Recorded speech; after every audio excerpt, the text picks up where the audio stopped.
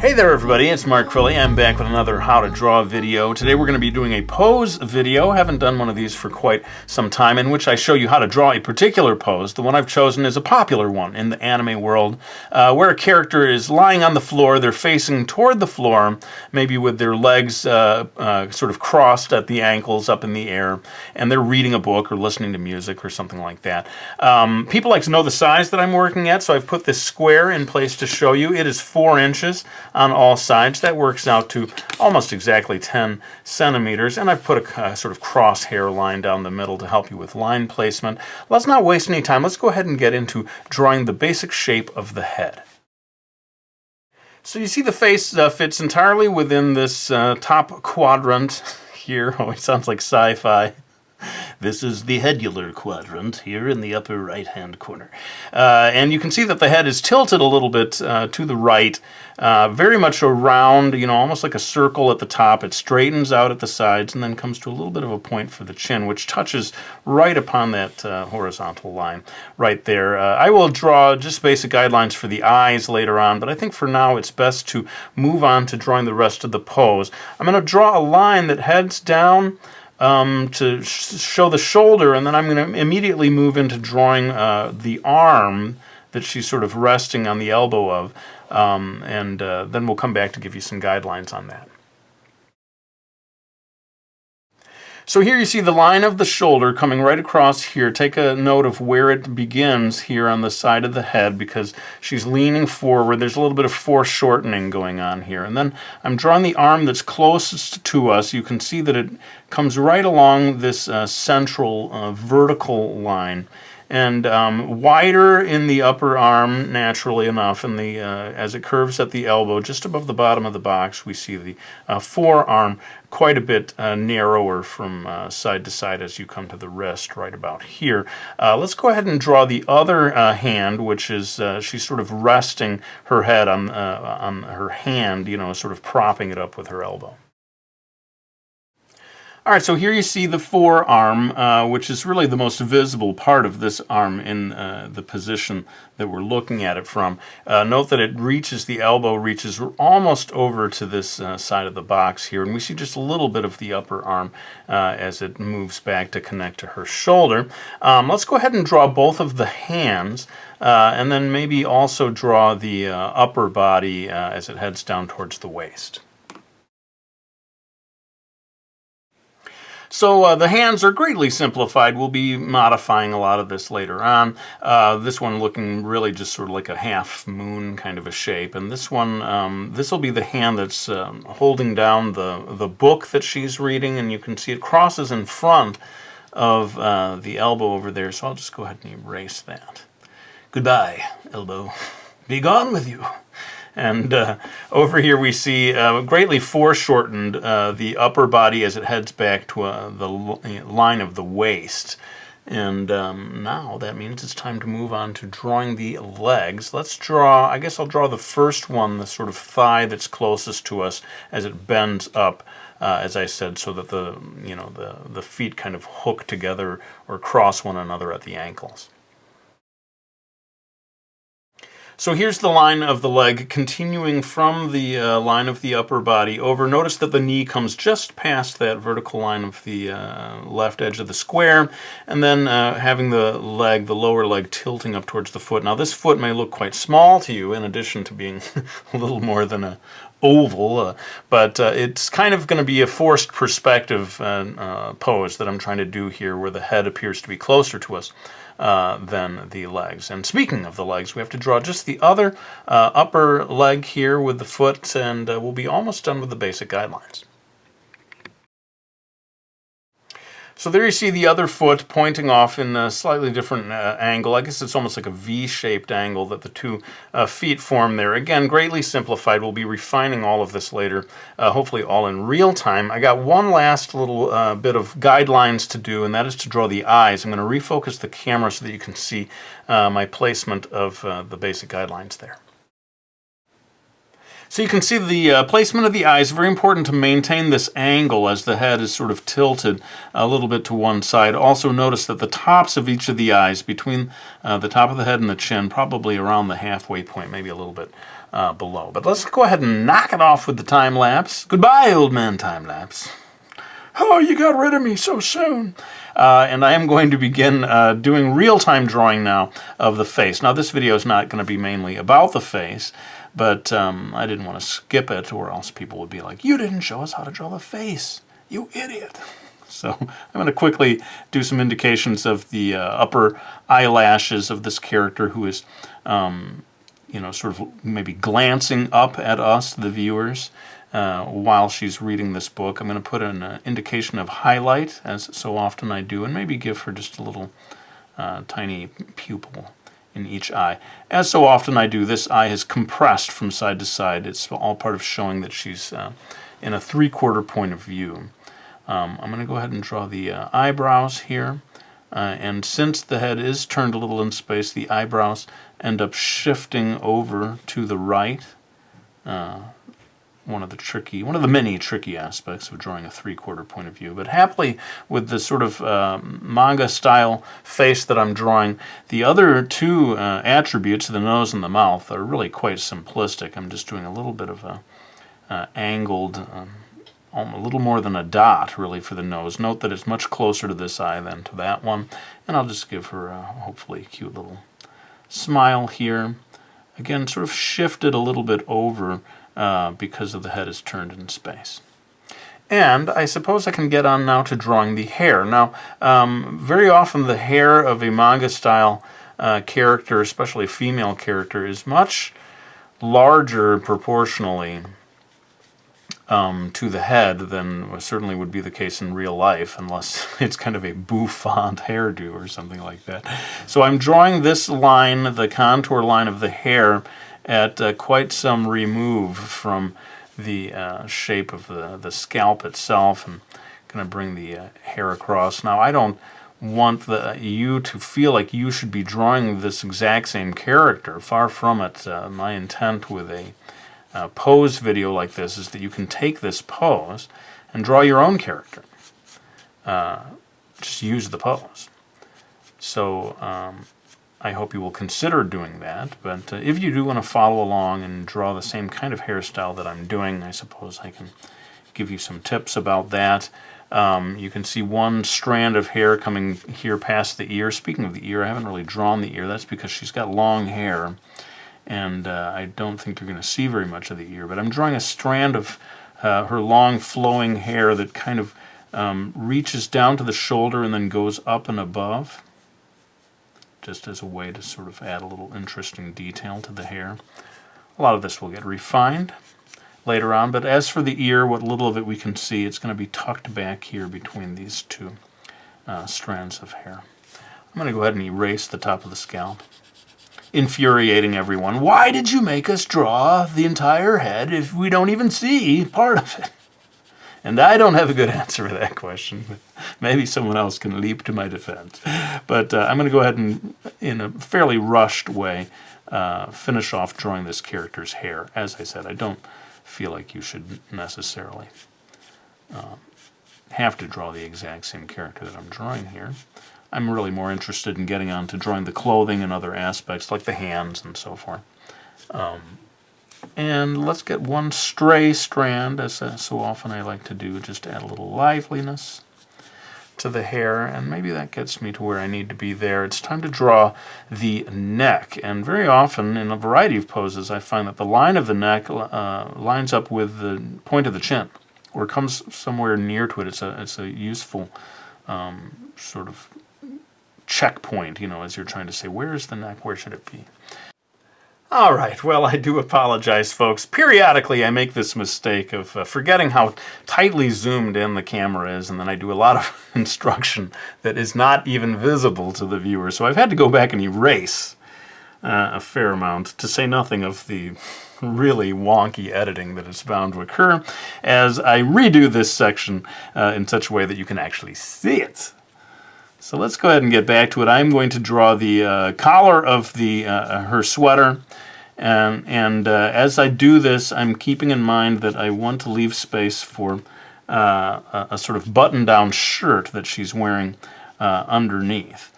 And as you draw clothing of any kind, whether you choose to have your character wearing this particular set of clothing or not, you have to think about the pose and how it's turning in space. Like, for example, I see this collar as being much more visible, you know, this edge of the shirt collar much more visible to us than the other side, because she's turning away from us. And so that's just sort of a principle that would apply to almost anything that you're drawing. So I'm making this side of the collar much more narrow from side to side. And basically, anytime you're drawing a pose, if it's turned in space like this, you got to make sure that your clothing responds to that. And it's maybe just a matter of using your imagination to try to see the structure of the clothing in space and imagine what becomes visible, what becomes less visible. Now over here I'm going to need to erase this upper arm, and that is because you will find that when a body is in this particular pose, that the upper arm kind of connects to the shoulder much lower down. You know, the line has to come to a stop here, otherwise the pose looks very unnatural. And I'm going to get back some clothing folds and wrinkles here. This video can kind of double in that way as a video that teaches a little bit about clothing folds and wrinkles and where they tend to occur. Very often you see them at the elbow and at the armpit, the armpitular region, I guess we can call it. Somebody stop me, please. And this is my sort of go-to way of drawing a sweater that comes over the wrist. It's kind of a cute thing that you see in anime illustrations fairly frequently, and so I'm going to do the same thing down here. Get that sort of sweatery looking cuff, and maybe get a wrinkle or two at the wrist, another place where we tend to see clothing folds and wrinkles. And maybe that gets us to the end of that. Thank goodness I didn't go any further and have to erase even more, but that was basically where I left it. And it's now time to get into drawing the fingers. Let's take this hand here that's closest to us, and actually, just so you can see it, I will temporarily refocus just to show the details. Okay, so hopefully I won't make that same mistake that I made earlier and forget when I draw like the feet. And now we're going to draw the feet in such a way that you can't even see them. As I draw these fingers, I find that it can be attractive to have one of the fingers, in this case the pointer finger, in a slightly different pose from the rest of the fingers, so that these other three sort of echo each other quite neatly, but to have the fourth finger, the pointer finger, raise up a little bit, I think sort of makes it slightly more natural looking.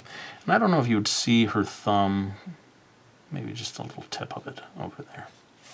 And this one should be considerably easier just because we don't see so much, but over here this is going to be the pinky, and then I can just sort of hopefully get away with a few lines suggesting the rest of her fingers, largely hidden from view.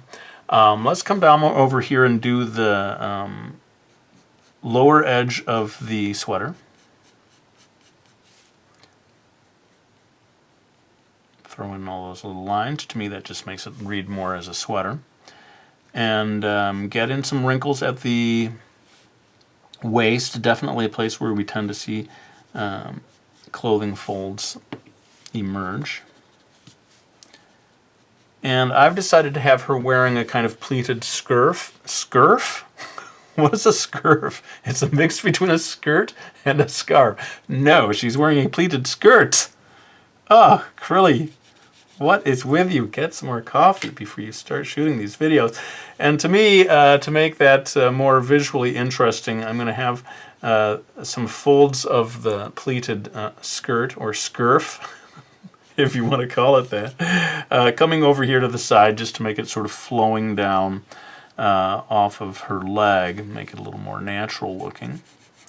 But when you do a pleated skirt, the lines of the pleats can help you to show the form of the body underneath, and that's maybe why a lot of illustrators choose to draw these pleated skirts. It is a nice way of showing the body form, more than if it's not pleated and it's just a kind of relatively flat piece of cloth, you don't get that same effect. Who knows? Maybe they just like to draw scurfs. I can't let go of it, people. What if I start referring to that in other videos? People, no one will have any idea what I'm talking about, except for you, the lucky few who were here at the birth of the word scurf. Oh, man. Anyway, I think that kind of takes care of that. I want to move the focus so that we can draw the feet, and then also finally the book, and I think we'll be almost done with this drawing. All right, so let's go ahead and get into drawing the feet here. One thing that can be tricky when drawing feet is to remember where the sort of indentation goes. It tends to be on the inside of each foot, and since the feet are crossing one another, it can get doubly confusing because it sort of looks like the outside in this position, but it really is the inside of the foot sort of facing toward the other foot if they were not crossed. Can I make that any more confusing? Let's see if I can find an even more incomprehensible way to put that. I have trouble drawing feet, I'll be honest with you. I'm not that great at it, but there does seem to be a sort of a pad up here of flesh, and she's going to actually be wearing stockings, so I don't know if we need to get quite so detailed with the toes, come to think of it. So let's just do a sort of rough indicator. Very often people will show the indication of between the big toe and the smaller toes without going into too much more detail than that.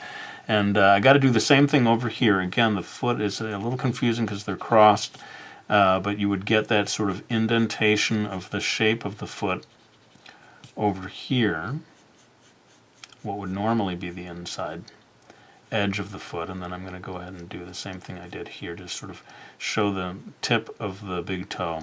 Get this kind of pad of flesh that's at the front. You could maybe get a little indication of the heel if you want to go that far with it. I don't think it's super necessary. And I guess what I'm going to do at this stage is go ahead and get a little bit of shading in here, because like I said, I want this to look like she's wearing stockings.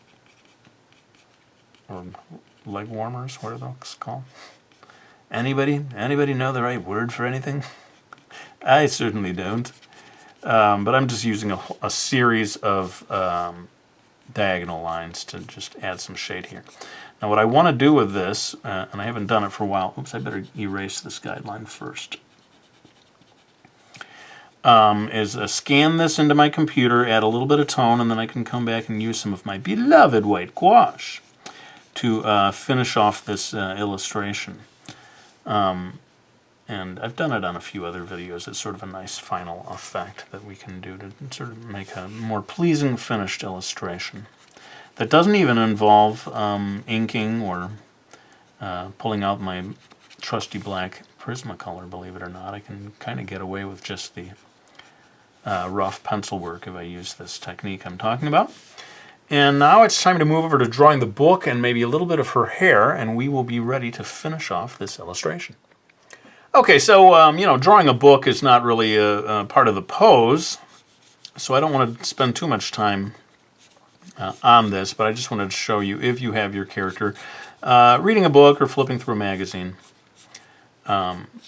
this is how I would go about drawing that in the proper perspective. And that is to sort of have it facing in that same direction that her body is, basically. Have it come across like so.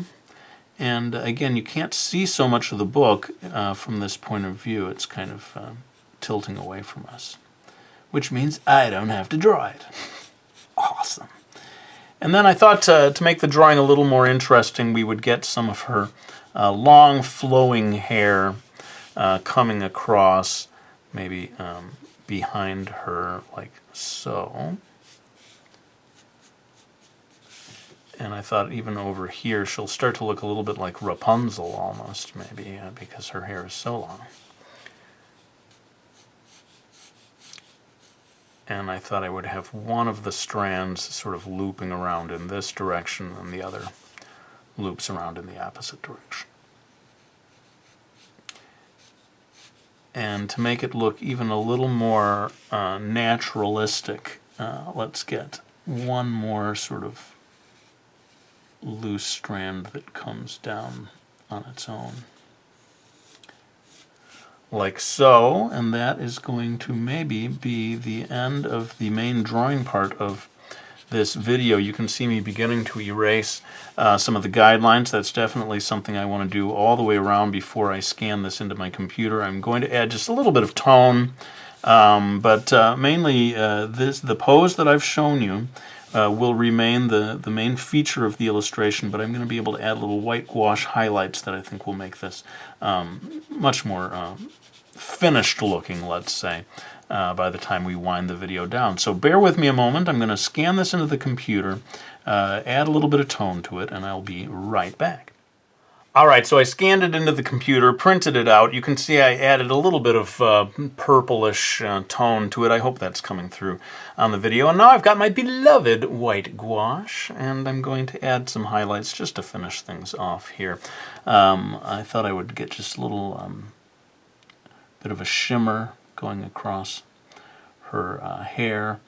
And sorry that I don't really show the process of how to add tone to something like this in Photoshop. It really is fairly simple, and it doesn't have to be Photoshop. I think almost any graphics program will allow you to add some tone to a drawing. The key is to heighten the contrast, actually, and you know, when you scan in a pencil drawing, it's very low contrast, and you need to sort of beef up the contrast to get those lines to be darker. But you can see by adding the tone, hopefully this is coming through, we get a little bit of an effect of light shining upon her. Maybe she's on the carpet of her bedroom or something, or on the bed itself, let's say. But the light is shining from the window, and it's interesting how effective this can be, adding just a little bit of white gouache to something that has been given a small amount of tone to begin with. It really creates an interesting effect of glowing light. But let me go ahead and finish all this off in time-lapse, and I'll be back with a few final words.